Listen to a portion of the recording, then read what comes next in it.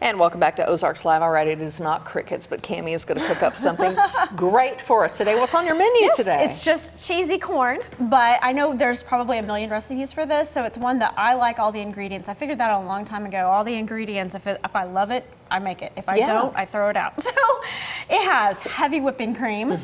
It has, of course, frozen corn. I'm a frozen corn girl, not a canned corn. Yeah. Sharp cheddar. You can use any kind of cheddar that you want. And some cream cheese. Man, I like all of this stuff. So far, so good. Yeah. Well, we're going to throw it together really quick in this bowl.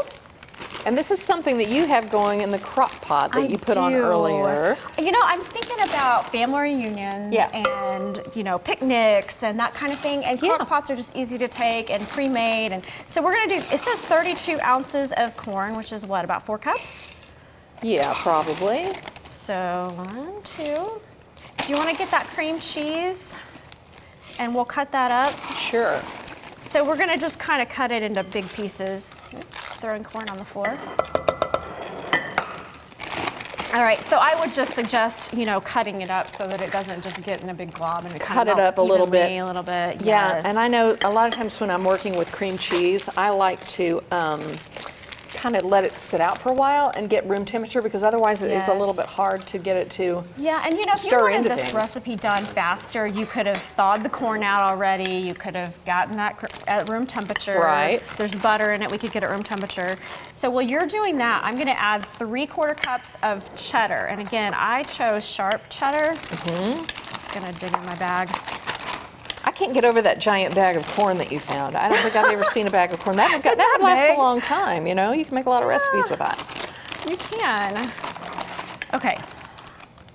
So then it calls for 1/4 cup of butter, which is 4 tablespoons of butter. And I'm going to do the same thing. I'm just going to cut it into some slices. Do you want to just throw that in there? Yeah, the whole thing? We're just going to mix it all together. So there's really no steps. You just mix everything together and then put it in the crock pot, which makes it so easy. Here. And so you can put the butter and all of it together and then just put it, you could actually mix it in the crock pot as well. Yes, you could. I just have mine busy right now, so we're mixing it in a bowl.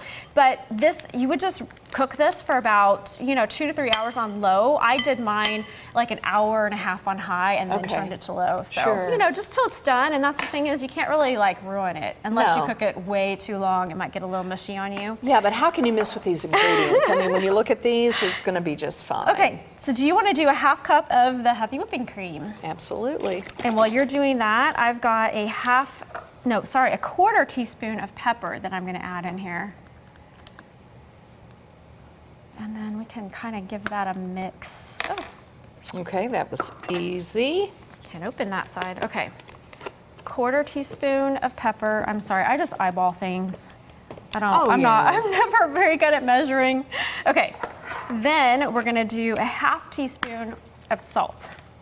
Which is just some, as I say. How much salt? I say, some. A pinch to taste, here, however a much you think you need. Yeah, some people would want extra salt, I'm sure.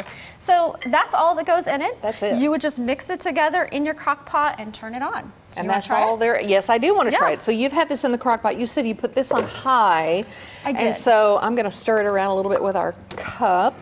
And then I'm just going to put some out on the plate so you can see it. And this is creamy, dreamy looking corn, and I love corn. I'm a huge corn fan. Great side dish at home or to take anywhere. If you're having a bunch of people over, it's so easy just to make so much of it. Sure. I cook for crowds a lot because I have a lot of company. Yeah, well, you have 3 boys too, so they're going to eat a lot, and as they get older, they're going to eat even more. But this one, you know, I can see the opportunities here to add everything from some pimentos to some green pepper and onion. It's a great idea. A lot of times those Mexican corns will put the chili powder on it, you know, and make it kind of a nice. I would love to make it a little bit spicy.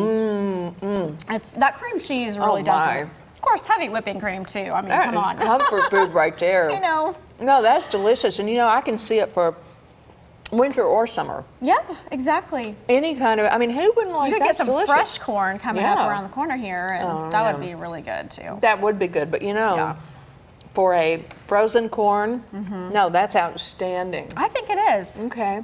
We'll have to put these ingredients in this recipe on our Facebook page so you guys can enjoy it as well. And believe me, you will enjoy it. Good job, Cami. Thank you. I'm going to have some more.